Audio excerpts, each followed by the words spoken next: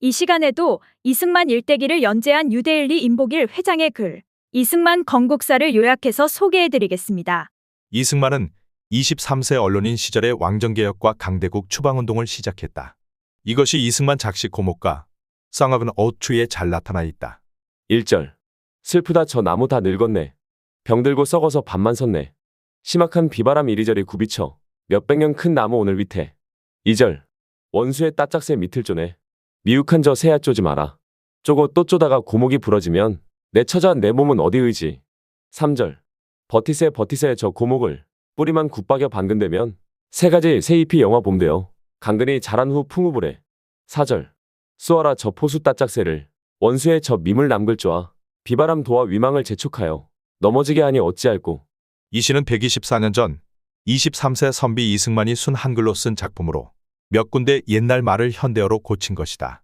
위시에 나오는 고목은 500년 조선왕국, 따짝새, 즉 딱따구리는 부정부패한 수구파들, 비바람은 러시아의 공세, 포수는 자신을 비롯한 개혁파를 가리킨다. 썩을 대로 썩어 넘어지는 나라를 일으키자는 개혁 의지를 표현한 애국시의 전형이다. 영어 제목까지 붙였다. 현재 국문학계에서는 고목가를 신체시의 원조로 평가해야 옳다는 소리가 뜨겁다. 최남선의 핵에서 소년에게 1908년보다 10년 앞선 작품이기 때문이다. 6살에 천자문을 뗀 이승만 어린이는 그때 벌써 다음과 같은 한시를 짓는다. 바람은 손이 없어도 나무를 흔들고 다른 발이 없어도 하늘을 간다. 문제를 타고난 이승만, 감옥 6년과 망명 중에 수백 수의 한시를 남긴 시인, 여러 권의 책을 저술한 문장가 이승만이 이때 고목가를 우리말로 쓴 것은 한문을 모르는 백성들에게 읽히기 위함이다. 이 시를 발표한 1898년은 고종이 러시아 공사관으로 피신, 즉 아관파 천한 1년 뒤 경운궁, 지금 덕수궁 자리로 환궁, 1897년 10월 12일 대한제국을 선포하고 황제의 자리에 오른 직후였다. 왕후 민씨가 일본의 손에 살해되자 겁에 질린 고종은 미, 영 등 여러 공사관의 피신처를 구하던 중 한반도를 탐낸 러시아의 호의에 따라 러시아 품에 안긴다. 러시아의 보호 속에서 러시아의 요구를 잘 들어주는 왕에 대한 비난의 소리가 쏟아졌다. 제 나라 궁궐과 백성을 버리고 남의 나라 땅에 도망친 왕에게 폐하, 환궁하소서란 상소가 잇따랐음은 물론이다. 대한제국을 선포한 후에도 고종의 굴욕적인 사대주의 행태는 한술 더 뜨는 판이었다. 그때 왕정개혁의 열망에 피 끓는 청년 이승만이 국민 계몽시 고목가를 쓴다. 고목가는 만국의 위기를 한탄하고 러시아에 밀착된 부패 황제와 몰입의 간신들을 비판하면서 중국 대신 나라를 휘두르는 러시아의 비바람을 규탄, 칠러 정권의 교체와 러시아 축출의 뜻을 드러낸 혁명적 시다. 이승만 건국 대통령이 언론인 출신이라는 것을 아는 사람이 드물다. 13세부터 19세까지 과거에 응시한 이승만은 친일 정부의 가보개혁에 따른 과거시험 폐지로 취업길이 막힌다. 20세 때 영어라도 배워 밥벌이 하자는 친구의 권유에 따라 미국 선교사 아펜젤러의 배제학당에 들어간다. 거기 눈앞에 펼쳐진 신천지에 경악한 이승만. 영어보다 소중한 자유를 알게 되자 자유의 신대륙 미국의 정치제도와 독립전쟁사, 신문 등 사회문화를 스펀지처럼 빨아들여 연구한다. 동시에 세계, 역사, 지리, 과학 등에 눈을 뜨고 딴 사람이 된다.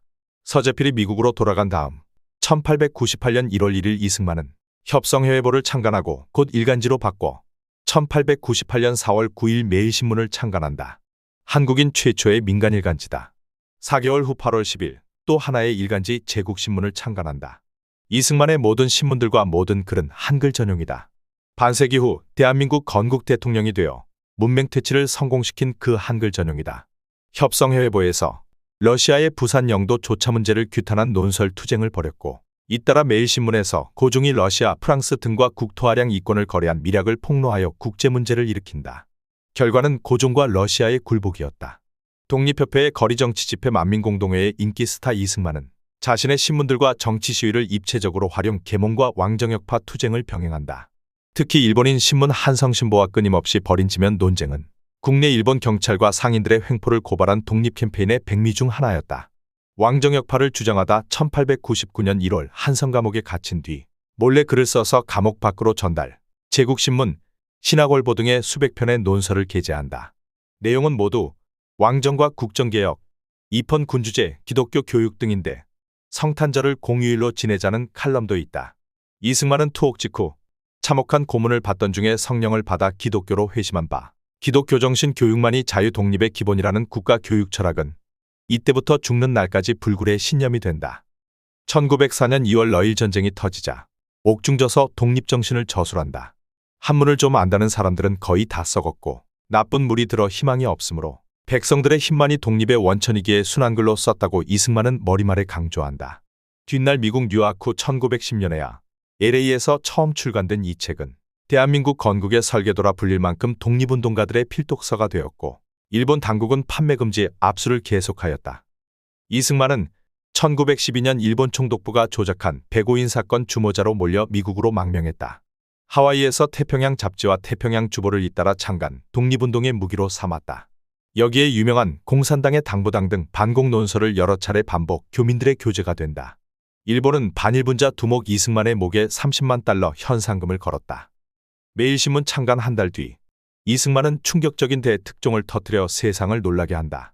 이미 고목가로 경종을 울렸던 이승만이 5월 16일자 일면 전체와 이면에 대대적으로 보도한 기사는 국가기밀에 속하는 것, 즉 고종황제가 러시아 및 프랑스와 비밀거래를 흥정한 내용이었다. 매일신문 사장, 주필 기자를 겸한 이승만이 직접 취재하여 쓴 기사로 고종황제와 강대국 간의 은밀히 오고 가던 비리를 보란듯이 만천하에 공개하였던 것이다. 내용은 러시아는 목포와 진남포 조개지에 인접한 사방십리 땅과 섬들까지 사겠다고 요구하였고 프랑스의 요구는 평양 지역 석탄 광산을 채굴하여 경의선 철도 부설에 이용하겠다는 것이었다.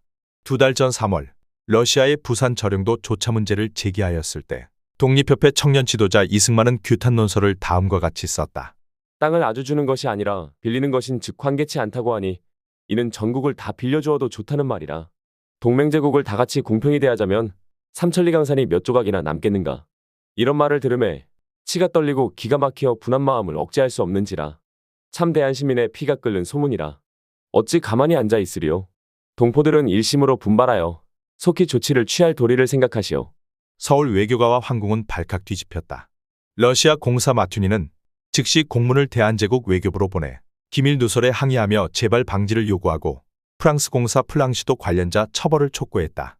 외교부는 이승만을 불러 책망 반 애원 반이다.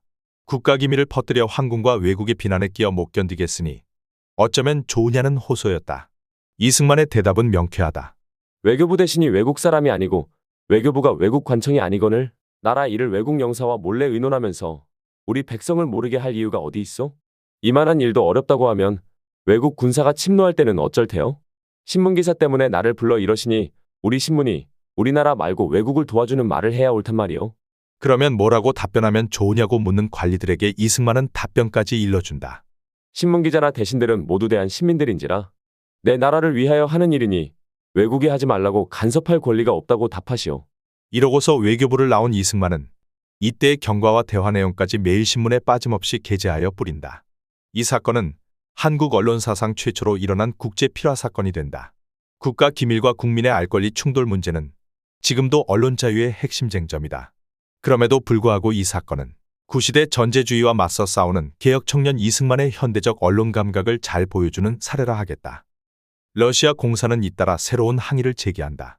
이승만이 원산항에서 일어난 러시아 해군 장교의 행패와 주민들의 규탄 내용을 세 차례나 매일신문에 보도했기 때문이다. 이와 같은 이승만의 신문 제작은 국민 계몽은 물론 강대국과 싸우는 독립운동이었음을 말해준다. 그는 신문과 언론 자유야말로 국민 교육과 국가 발전의 최선의 무기임을 주창하며 대형 신문사 설립 계획을 논설로 쓰기도 할 만큼 미국 같은 자유 세상을 앞당기려 분투하였다. 이승만은 제국신문 논평에 다음과 같이 적었다.